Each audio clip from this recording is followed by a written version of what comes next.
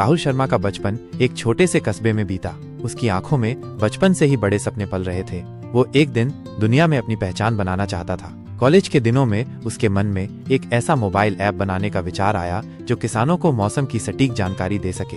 अपने शुरुआती जोश में उसने मित्रों और रिश्तेदारों से पैसे जुटाकर ऐप का पहला संस्करण लॉन्च कर दिया। लेकिन दुर्भाग्य से केवल 1 महीने के भीतर ही ऐप को लोग डिलीट करने लगे। कारण थे बग्स, कमजोर सर्वर और उपयोगकर्ताओं की कमी। ये पहली बार था जब उसकी मेहनत बेकार गई थी, लेकिन राहुल ने हार नहीं मानी। उसने दिन रात इस पर विचार किया, कोडिंग को बेहतर बनाने के लिए ऑनलाइन कोर्स किए और कुछ नए अनुभवहीन प्रोग्रामरों की एक टीम बनाई। दूसरे संस्करण में कुछ सुधार जरूर हुए, लेकिन मार्केटिंग का खर्च बहुत बढ़ गया और जो निवेशक पहले साथ थे वे भी पीछे हट गए। उस समय तक उसके पास घर का बचा हुआ सारा पैसा भी खत्म हो चुका था। कई रातें ऐसी गुजरी जब उसके पास खाने के लिए पैसे नहीं थे। लेकिन राहुल ने खुद से एक सवाल पूछा, क्या मेरे विचार में कोई कमी है या मेरे देखने के तरीके में? उसने ये फैसला किया कि वो असफलता को सिर्फ एक पड़ाव मानेगा, अपनी मंजिल नहीं। उसने एक गहरी सांस ली और फिर से शुरुआत की। इस बार उसने छोटे छोटे प्रयोग किए, किसानों से सीधे मुलाकात की, उनकी जरूरतों को समझा और ऐप में लाइव चैट सपोर्ट का फीचर जोड़ा। 3 महीने की कड़ी मेहनत के बाद जब तीसरा संस्करण आया तो उपयोगकर्ताओं की संख्या तेजी से बढ़ने लगी। लोग इस ऐप को अपने दोस्तों को भी बताने लगे। राहुल ने ये सीखा कि भले ही उत्पाद अच्छा हो, लेकिन सही तरीके से लोगों तक उसकी बात पहुंचाना ज्यादा जरूरी है। उसने सोशल मीडिया पर किसानों के इंटरव्यू अपलोड किए, सही समय पर पेमेंट का तरीका बदला और धीरे धीरे ग्राहकों का विश्वास जीत लिया। फिर वो दिन आया जब एक बड़ी कृषि फंडिंग कंपनी उसके दरवाजे पर आई। उन्होंने न केवल निवेश किया बल्कि अपनी टीम के विशेषज्ञों को भी भेजा ताकि ऐप को राष्ट्रीय स्तर पर ले जाया जा सके।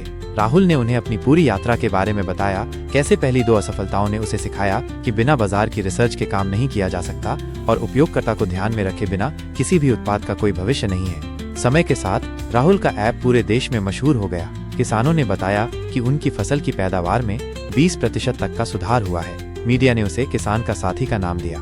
एक समय जो असफलता तबाही जैसी लग रही थी, वही आज उसकी सफलता की नींव बन चुकी थी।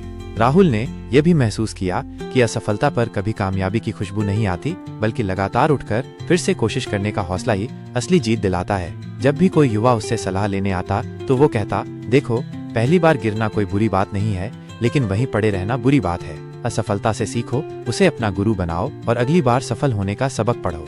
आज राहुल एक सफल उद्यमी है, उसका करोड़ों का कारोबार है और एक बड़ी टीम उसके साथ काम करती है। लेकिन उसे सबसे ज्यादा गर्व उस समय पर होता है जब वो अपने छोटे से कमरे में अकेला बैठकर कोड लिख रहा था। उसके पास पैसे नहीं थे और ऐसा लग रहा था जैसे सब कुछ खत्म हो गया हो, फिर भी उसने हार नहीं मानी थी। मुख्य बातें: 1. असफलता को अंत नहीं बल्कि शुरुआत का एक कदम समझें। 2. हर असफल प्रयास में छिपे हुए सबक को खोजें। 3. सकारात्मक दृष्टिकोण बनाए रखें, समस्याएं समाधान के बीज होती हैं। 4. छोटे छोटे सुधारों से भी बड़ा बदलाव आ सकता है। 5. धैर्य और लगातार प्रयास सफलता की चाबी हैं। यह कहानी हमें यह प्रेरणा देती है कि असफलता जीवन का एक हिस्सा है, लेकिन हमारी सोच और हिम्मत ही यह तय करती है कि हम कब तक संघर्ष करते रहेंगे और कब उसे अपनी सफलता का मार्गदर्शक बनाएंगे।